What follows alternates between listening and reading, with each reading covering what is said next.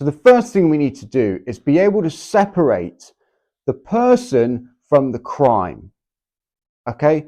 To make any kind of professional, analytical observations, we need to separate the person from the crime. So we are talking about Jeffrey Epstein. We're not talking about the crimes. I know they're intertwined, but we are talking solely about Jeffrey Epstein. You need to be able to separate the two to have an honest discussion. Maybe that's why I was a prison officer. Okay, I'm a former prison officer, and maybe that's why I was able to do the job, because I was able to separate the person from the crimes that they committed. When somebody commits a crime, they are committing that crime. Once they have committed that crime, they are just a person. Okay, they are not committing that crime right in front of you. They're just a person. So we're talking about Jeffrey Epstein, particularly the death of Jeffrey Epstein, and why I think everyone's wrong about it. Not conspiracy theory. I'm not talking about whether it was he did it himself, somebody else, nothing like that. What I'm concerned about, and what I am genuinely, and a lot of people won't like this, genuinely saddened about, is the potential loss of intelligence that the world never got to hear. Now, hear me out. You have to understand something. Jeffrey Epstein came from absolutely nothing. I think he had like a mediocre background. Let's say he came from nothing. He wasn't born a millionaire. He came from nothing. New York City.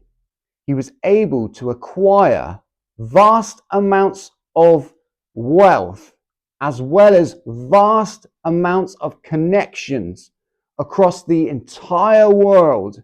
World leaders, tech moguls. He was rubbing shoulders with these guys. And recently, since the files have come out, we've seen a lot of these like interviews. I know some people are going to say, oh, some of those interviews were staged, they were practice interviews, blah, blah, blah.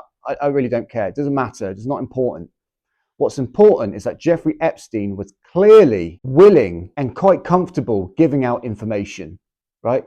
Giving out information about Wall Street, about finance, about the people that he knew. He was open about that. And we can see from these interviews that he was open to talk about it. The most frustrating thing about it is that the interviewer in these interviews just hardly gives him a chance to speak. I think they were he was like, he wanted the interviewer to be challenging so that he could regulate his responses. But what I have learned from it is just how much Jeffrey Epstein was willing to tell the world. This guy knew things.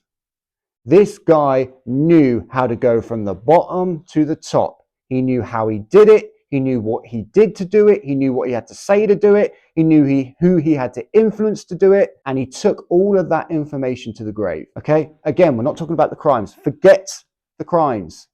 Okay? We're not talking about it. We're talking about a man who acquired such influential power through just means of this. Right? He talked his way to the top. How did he start his businesses? How did he get multi-millionaires, billionaires to take him seriously? You would think that these billionaires that he so-called financed, you would think that they were just like him. They were narcissistic, evil individuals, billionaires, didn't care about nobody. How was he able to get into their circles? How was he able to manipulate them? How do you manipulate the manipulator? Because we have this image that all billionaires are these evil, narcissistic people. Well, if Jeffrey Epstein was that, then how did he manipulate them? Doesn't even make sense. This guy had knowledge, and he knew things that every single one of us, me and you, would have benefited from, right? We all would have benefited from it. If you're somebody who wants to get into business, who wants to learn how the hell do I hack the system, as it were, this guy knew how to do it, right? When he died, he took all that to the grave with him. So the world, despite him being a criminal, again, just we're not focusing on that. He took that to the grave with him. He took to the grave the ability and the knowledge. Think what he would have known about people. Think of all the powerful connections that he had. Think about what he knew about these people, what he knew about their lives, what he knew about their finances, what he knew about how they acquired that wealth. There's one important rule that you have to remember, right? That whether you meet a millionaire, a billionaire, a business owner, a guy that just runs a shop, it doesn't matter, right? Any of these people, you can learn something from. They all know something that you don't know. And the reason that they are where they are is because you haven't learnt what they know to get to that point. Jeffrey Epstein knew. He knew how to do it. He knew how all these people worked. He knew how all these people ticked. He was friendly with the Rothschilds. He knew exactly who they were. Imagine what he could have told us about them, right? There's all these conspiracy theories, right? About the Rothschilds controlling the world, blah, blah, blah. Jeffrey Epstein knew. He knew what they were capable of. Or he knew what they weren't capable of. Let's be clear here. We're not going to get into conspiracies, right? Jeffrey Epstein knew them personally. He knew a lot of them personally. He would have known what their business dealings were. He would have known whether the so-called Illuminati was real. He would have known. He was in it. He was in the circle. He would have known whether it was all a load of crap, and he could have told us. He could have said, well, people think that this is all, actually, this is not what's happening. Actually, they don't control all the banks. Or maybe he would have said, well, actually, yes, they do control all the banks. In fact, in one interview, Epstein actually talks about the Illuminati. He talks about the Rothschilds, about them creating this club, if you like, this institutional club. I can't remember exactly what he called it. And he talks about people calling it the Illuminati. He actually says, oh, people think that it's like some sort of Illuminati. So he was fully aware of what people thought, and that people thought that these people were ruling the world and whatever. Jeffrey Epstein knew if they were ruling the world. He knew that. Don't you want to know that? Don't you want to know if they really are ruling the world? This guy knew that. He knew what was going on. He was rubbing shoulders with presidents and leaders of countries. So if you do truly believe that there are some of these in the background people that are secretly controlling the world and the wealth of the banks and blah, blah, blah, Jeffrey Epstein would have known that. And we never got to hear his full story. No one ever put him on a platform and gave him a microphone and said, just tell us everything you know about money. Tell us everything you know about money. All we've got is those little clips of these so-called interviews, whether they're real interviews or whatever, where he tries to talk about it, but the interviewer keeps cutting him off, and I believe it's something to do with some exercise where he wants this guy to press him to see how he can react. But he's willing to talk about it. And the most poignant part of those interviews is he talks about Wall Street, particularly how easy it is. And he says Wall Street is really easy. What they do is really easy and anyone could do it. However, they don't want you to know how easy it is. So they make up all these words and all these technical terms and all these so-called contracts that sound really complicated so that you and me can't do it. So you and me, we can't become Wall Street millionaires, right? Because we're not clever enough, we're not smart enough. Only these guys know how to do it, right? And he says, no, that's exactly not what it's like. Anyone can do it. Anyone can do it. They just don't want you to do it. Because if you do it, then everybody can do it. And if everybody can do it, then nobody's wealthy, right? If everyone's wealthy, no one's wealthy. Yeah? Thing is with business people is you get people like Andrew Tate, right? Very successful, got lots of money, and he's constantly telling people that you need to be an entrepreneur, you need to start a business, you need to do this, you need to do that, you need to do this. If everybody tomorrow decided, everybody in the country decided, I'm going to become an entrepreneur tomorrow, there would be no such thing as business, right? You have to have consumers to have a business. If you've got nobody buying your product or service, then you've got no business. If everybody decided to become an entrepreneur and start a business, then there would be no customers, right? And this is the same thing. This is why Wall Street doesn't want you to know how easy it is to do what they do, is what Jeffrey Epstein's referencing here. It's not my opinion. This is what he's suggesting, that they don't want you to know because then everybody would do it. And they don't want you to have a piece of that pie. But regardless of business, this guy knew how to make money. But more importantly, he had knowledge. Can you imagine the knowledge that he had? Having dinners, parties with world leaders, presidents, owners, directors of huge corporations, huge tech companies. Do you think he knew everything about Bill Gates? Do you think he knew what he was planning? Of course he knew what he was planning.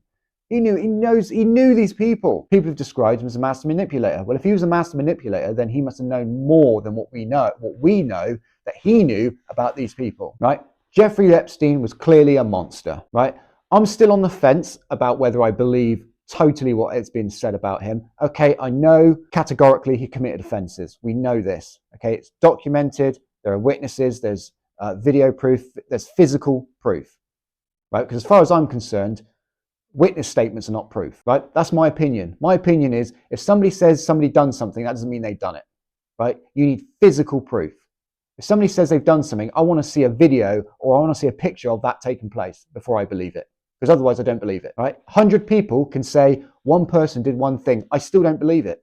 That's my opinion. Okay, you might have your opinion, might be different, right? You might believe, well, if 100 people say the same thing, there must be something in it, right? I don't know. We can have a debate about that on a different kind of video, right? So I don't believe everything that's being said. I don't believe he was there eating babies, right? Or hog tying women up and putting them in an oven, all right? Whatever they say, baby's flesh and all the intestines, I don't believe any of that. I think that's ridiculous, right?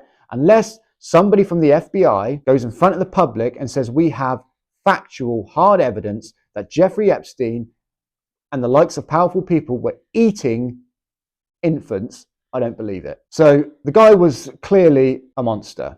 Whether or not he was actually born this way, or whether having access to unlimited money, funds, and resources and influence over lawful responsibility pushed him into illegal activity, that's a whole different debate. We can have a debate about that. That's a different story. Personally, I don't believe he was born this way. I believe that when you have access to anything you want, especially when it comes with influence, where you can act in a way that you know you're going to get away with it, it's going to push you into things. It's going to push you into things. The human mind is greedy and it will take.